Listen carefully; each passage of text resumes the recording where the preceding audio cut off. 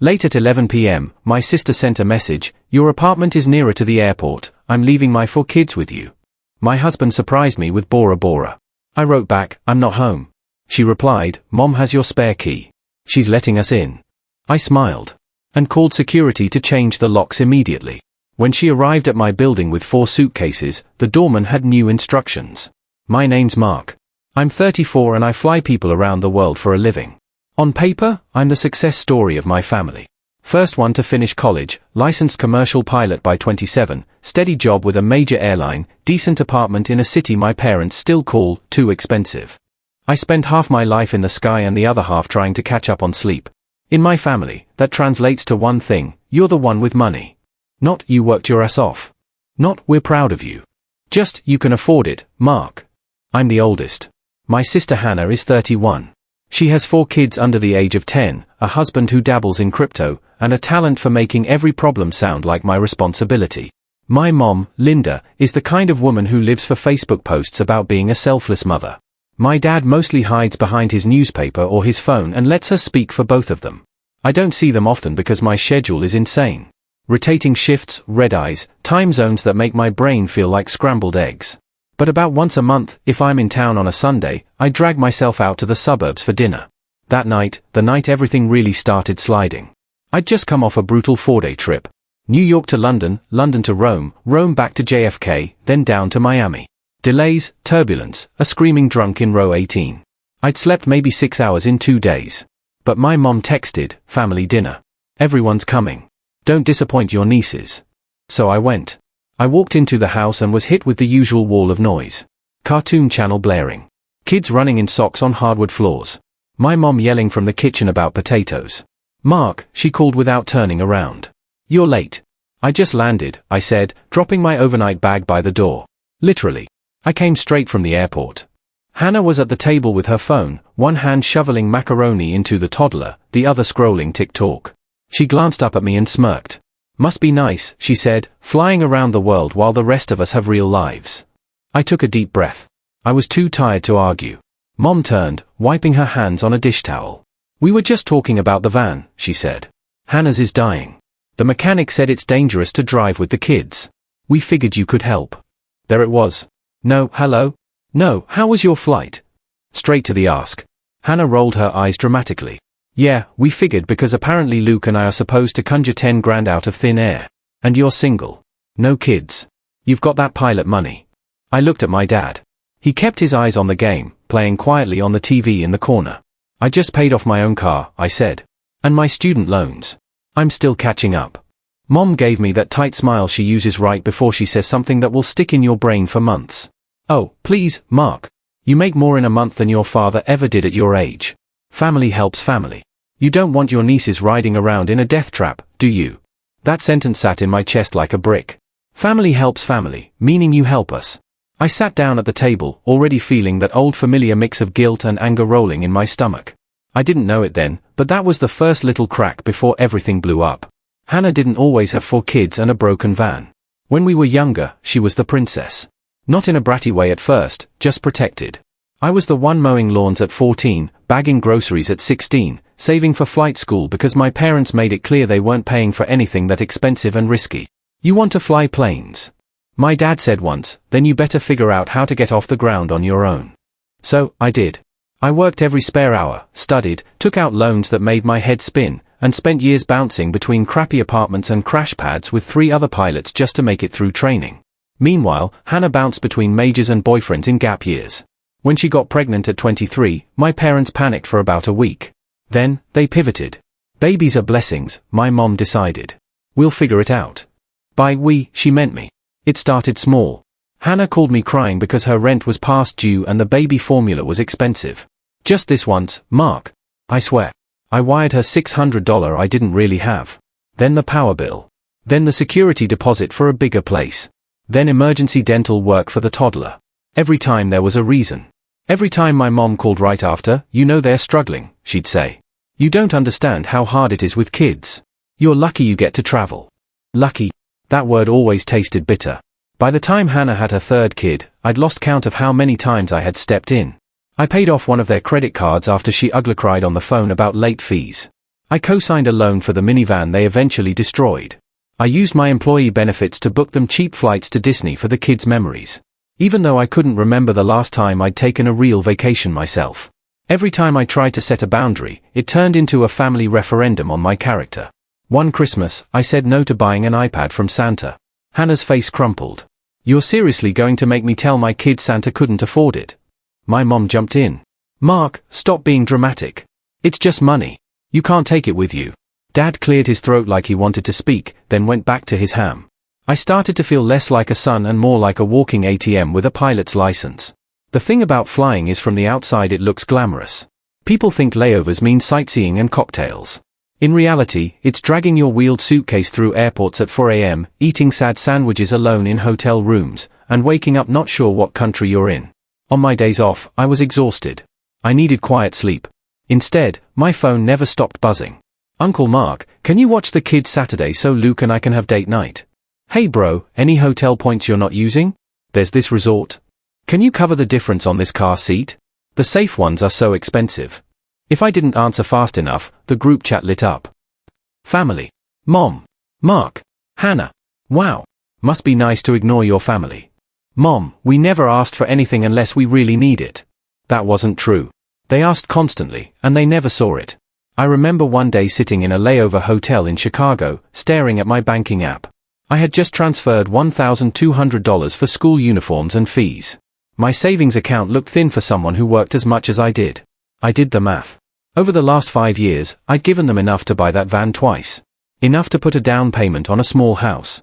Enough to have taken myself on a vacation that wasn't just sleeping in a different bed between flights. Instead, I had Hannah's text from the week before. "Honestly, you should be grateful. We give your life meaning. Without us, you'd just be some lonely guy in a cockpit." I didn't respond to that one. The resentment built slowly like a flight that keeps getting delayed in 20-minute increments. You stay at the gate because surely this delay will be the last one. The final straw came on a Tuesday night. I was finally home after another run of back-to-back flights. I'd showered, eaten cheap takeout on my couch, and was half asleep on top of the covers with some random documentary playing in the background. My phone buzzed at 11:02 p.m. It was Hannah. "Your apartment is closer to the airport," she texted. "Dropping off the kids for 2 weeks. Luke surprised me with Bora Bora." I stared at the screen, trying to convince myself I misread it. 2 weeks. No warning. I scrolled up looking for any previous message about this trip. Nothing. I typed, "What? 3 dots. Then we fly out tomorrow afternoon. This is literally the only time we can go. You'll be fine. Kids love you." My heart started pounding. I looked around my 1-bedroom place.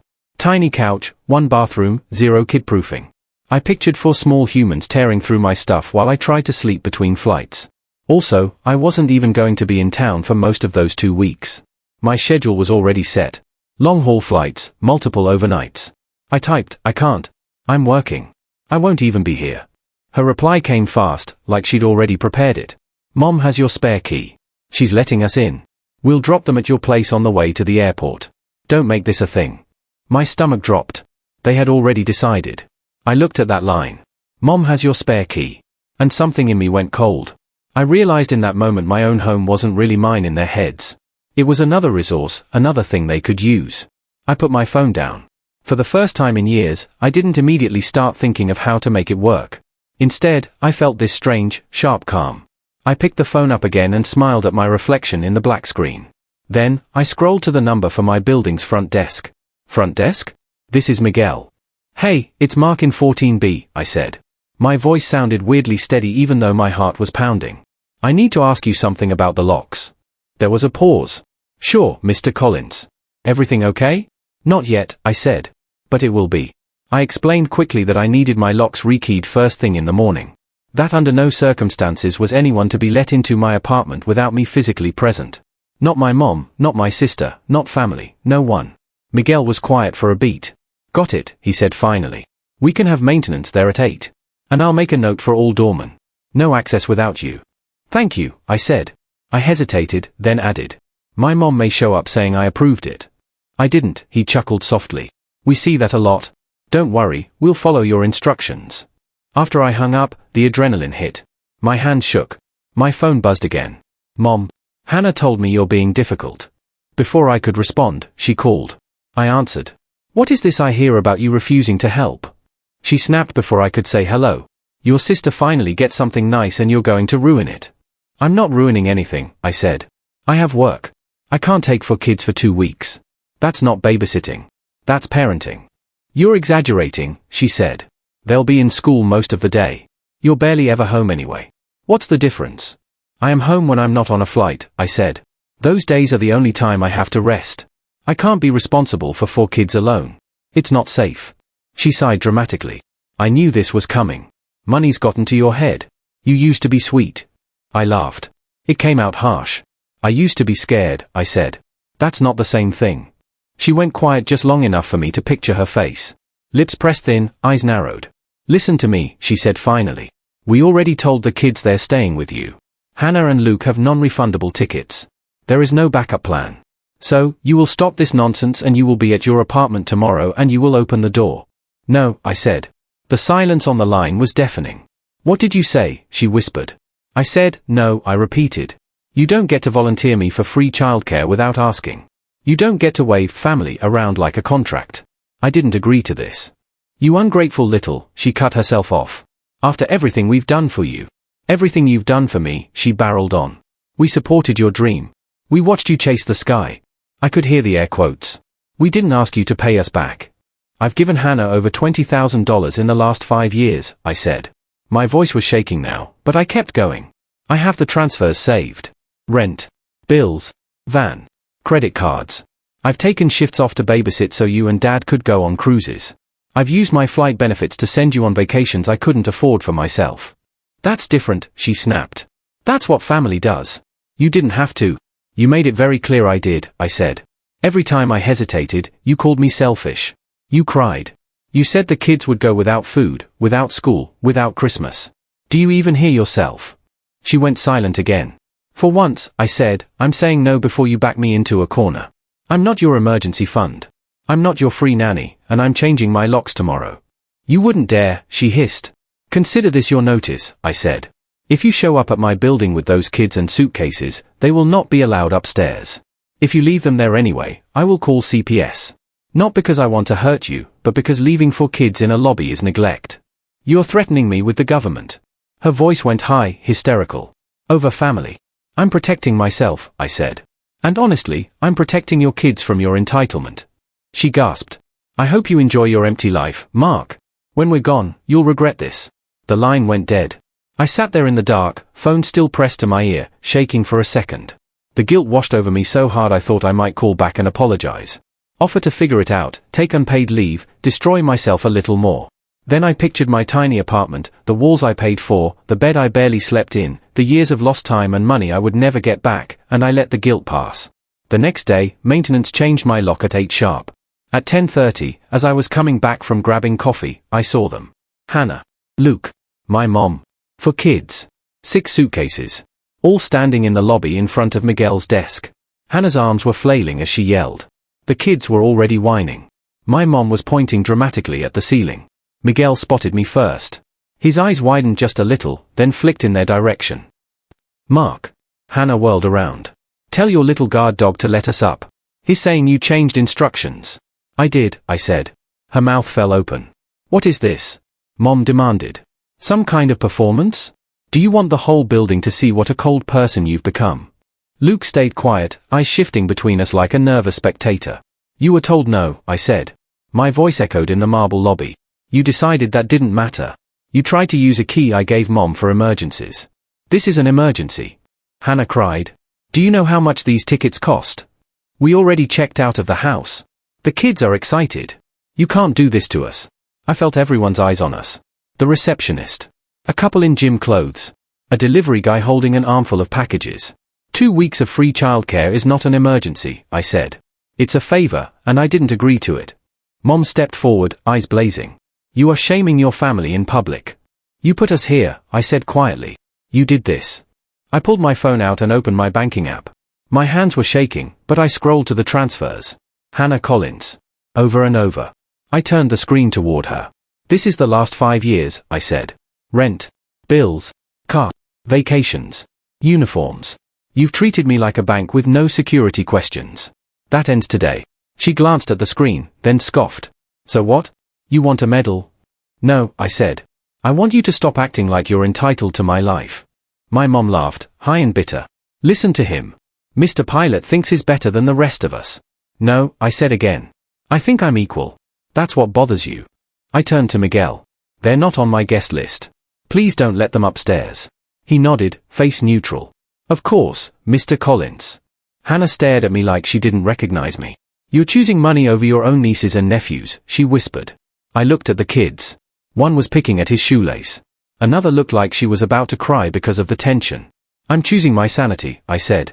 And I'm choosing not to be used anymore. You are their parents, not me. Mom shook her head, eyes glossy with angry tears. You're dead to me, she spat.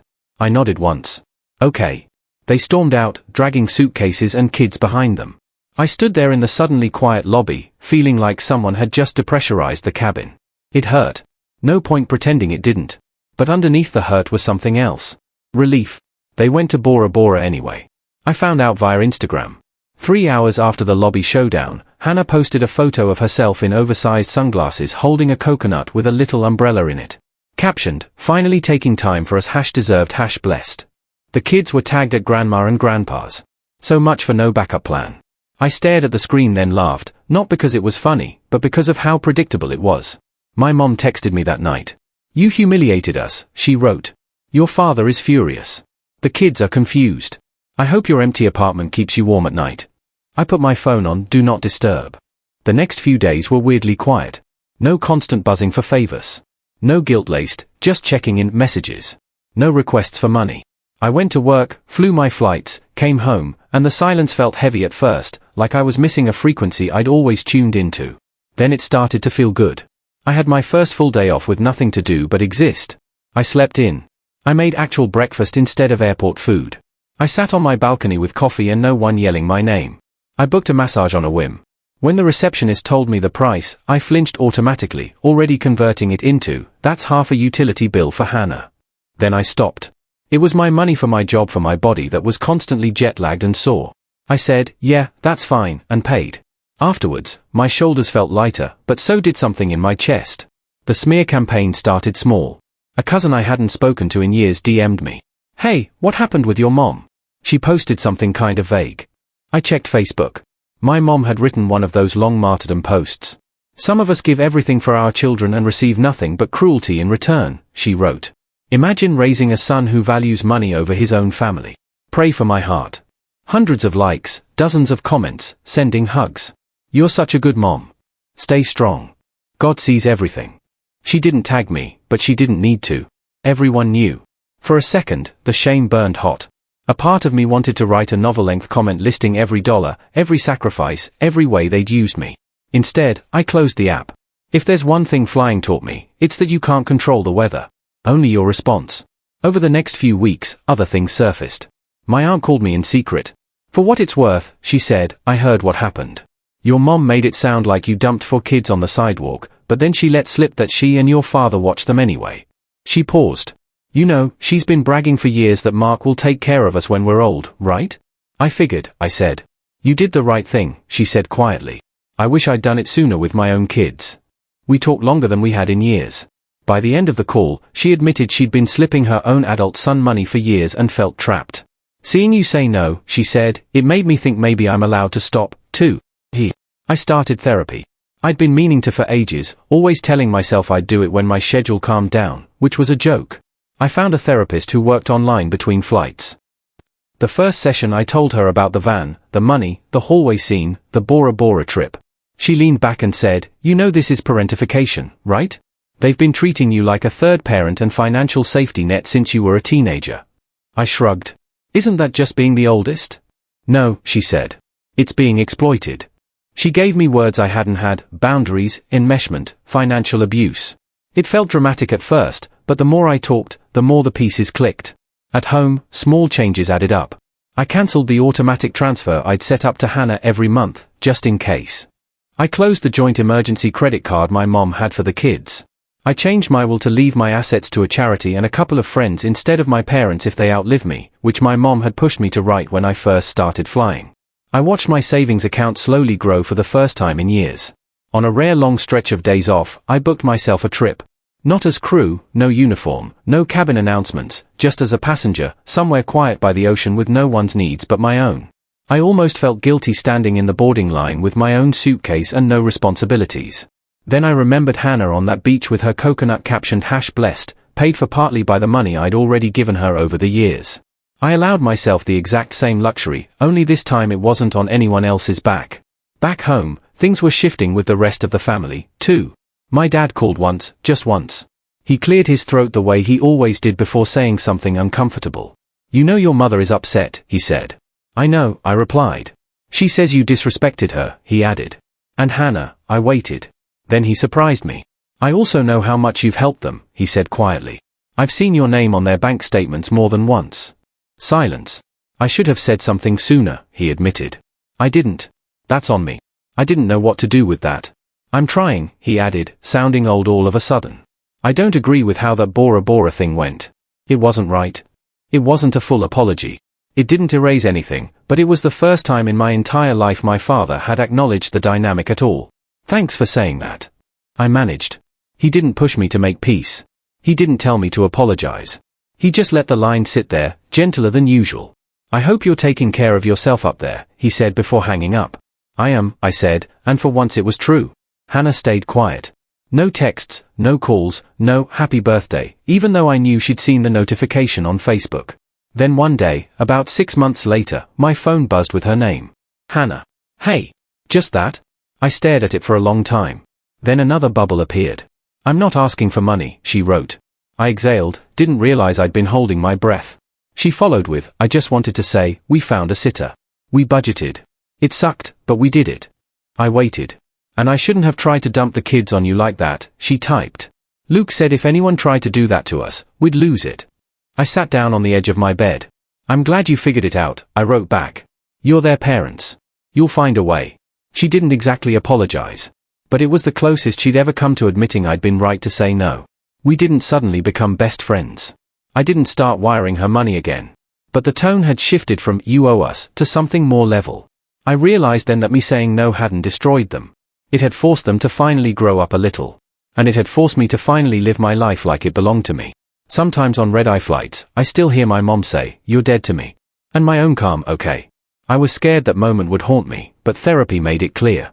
I didn't end my family. I ended my role as their wallet. Now things are distant, but quiet. Hannah handles her own bills, and the spare key is finally mine again. I'm still their son, but I fly my own plane and choose where my time and money land. What this story teaches us is that family helps family can become a blank check if you don't define limits early and in writing. What's the lesson you're taking from this one? Would you have ended the $450 transfer right after that call or sent one written boundary? Tell me what you think in the comments below. I'd love to hear from you.